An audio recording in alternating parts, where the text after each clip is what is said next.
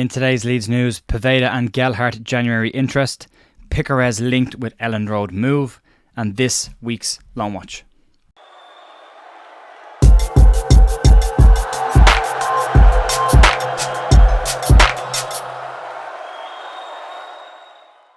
Hiya folks, Jay here on the 13th of December, Wednesday, with your Leeds United news. On the back of a really disappointing performance last night by Leeds United, it was going to happen eventually.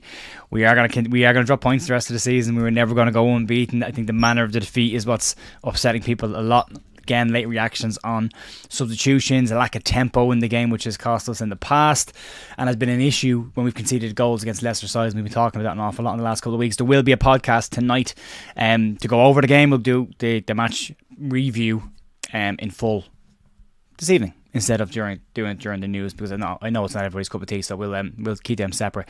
So we'll crack on, we'll get into the news, and we will start with the 1 week. It is Wednesday, so if you are a fan of the channel, if you like what we're doing here and you want to help this channel succeed and grow and continue to grow, you can do so by subscribing to the channel, liking videos, or sharing it around. There you go, that's that done. Move on, let's talk about Ian Poveda and Joe Gelhardt and interest in players in January, along with Leeds' stance on January exits as well. Leeds attackers Joe Gelhardt and Ian Poveda have both been linked with January exits away from Leeds, both on loan. But according to journalist Darren Whitcorp, Leeds will not allow both players to leave in January unless Leeds can bring in adequate replacements. Gelhardt has struggled for minutes this season. He's barely played. He has seen Pat Bamford come off the bench again the weekend and last night. Ahead of him, Matteo Joseph now appears to have gone ahead of him in the pecking order as well. And Ian Poveda is out of contract coming into this summer. Leeds will have to make a decision pretty much on both. There is no point in having players sitting on the bench who aren't playing.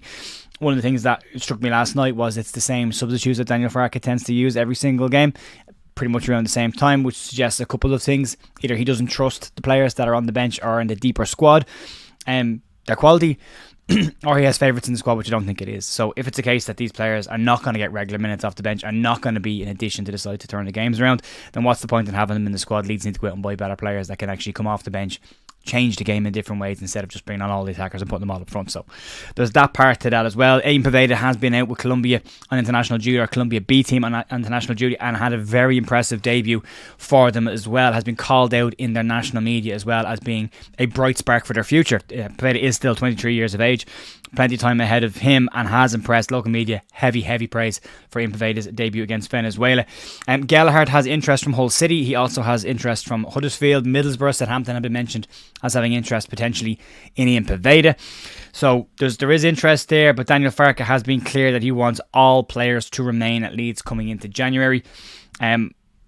You've got to say that's going to be difficult to do with Charlie Cresswell not playing games, Ian Poveda not playing games. You've got the under 21 players kind of not breaking through. Matteo Joseph not getting a huge amount of minutes. Either Darko JB out of the under 21 squad during the week for the cup match, not labelled as injured. Nothing mentioned in the press conference from Daniel Farke.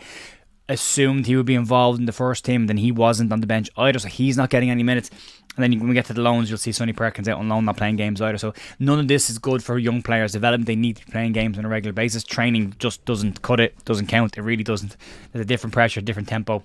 Very different. So he has decisions to make come January, whether he'll make those decisions with these players or not, or whether the players themselves will essentially kind of semi-force the move by saying they want to go and play football. None of these players are asking for permanent moves away. They will be loan moves. The Ian Poveda one is the only exception, where if Leeds were to loan him out, and Leeds do think there's a future in having Ian Poveda at the club, then they'd have to extend his contract and then loan him out. But that looks like it's probably unlikely, and it looks like a lot of these players will finish up at the end of the season that are running out of contracts.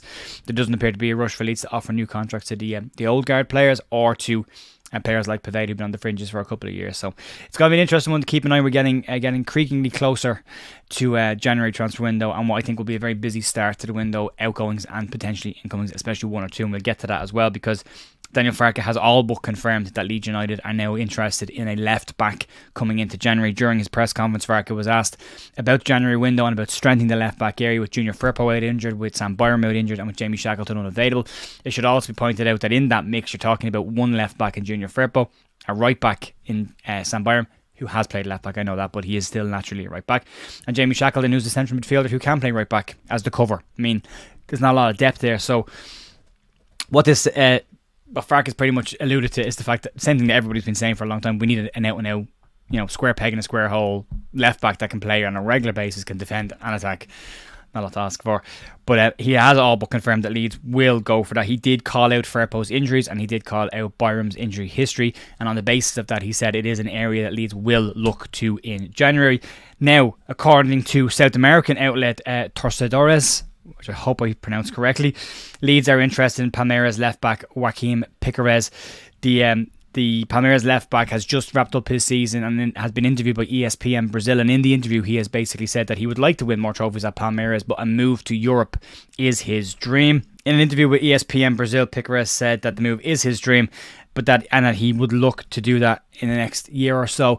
It's got to be an interesting one there. There's a lot of players. Piquerez is a good left-back, but he is coming from Brazil. It's a tough league. Whether Leeds can get him or not remains to be seen. There are options closer to home as well. They have been having a look in Ireland for some younger players, but again, it's a level step up. It's not an out-and-out player that can go in there and play there every single week. Jed Spence was fine there last night, but again, you see the issues with a right foot on the left-hand side. It is a big area, and it's an area Leeds will need to sort out. I still think Leeds need a number 10. The reason I say that is games like last night when it's a low block and Leeds just can't break down low blocks. They've been struggling with it all season, outside the odd exception. And that's where creative number 10. Joe Pirro does fine when the game is open and free. When it's time to come back, you don't see Joe Pirro an awful lot, and it's not his natural position. I think it would be a smart move for Leeds to go and get an out-and-out number 10 as well, which would be great to see. And that's pretty much the bulk of the news. As I said, we will do the post-match review. I'm falling off my words here. Post-match review tonight, about 7:30. I'm going to put it up for about 7 o'clock tonight. You will see it in the as a preview on the channel as well, so you can check that out if you want it as well. But for now, we'll get into Loan Watch, and we'll wrap up today by going through today's Loan Watch. Brenden Aaronson was a 70-minute substitute for Union Berlin in their 3-1 win against Borussia Mönchengladbach. He was also an 82nd minute substitute in Union Berlin's 3-2 loss to Madrid in the Champions League in midweek. Robin Koch played 90 minutes, Frankfurt's 5-1 win versus Bayern Munich.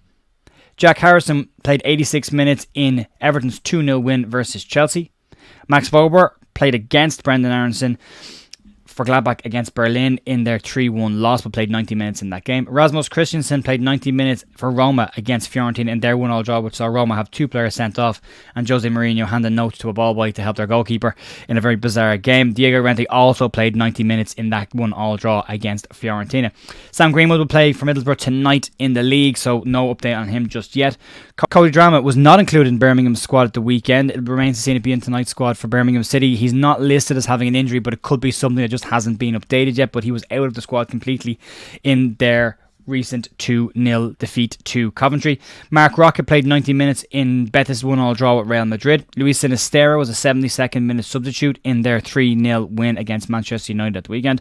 And Sonny Perkins was not in the weekend squad for Oxford again, and also was omitted from the Oxford squad midweek as he continues to struggle for game time or bench time for Oxford. Massively expected to return to Leeds as soon as the January window opens and potentially either be loaned out or go back into the 21 squad. But I think he's played 5 minutes, something like that, for Oxford off the bench. I think he had 1 start maybe in the Cup, in the EFL Trophy a couple of weeks ago. But new manager, same problem. So possibly an issue with the player, possibly not. We don't know. We'll have to wait and see what happens when he comes back. But it hasn't mentioned. All they've said about Sonny Perkins is that he just has to wait for his chance and keep working hard. And that's all he's got to do. And that's going to be pretty much it for today, folks. I will see you back here again tonight about 7 p.m. for the podcast live. And we'll be back tomorrow morning for more Leeds news. Talk to you then. Have a great day. See ya. Bye.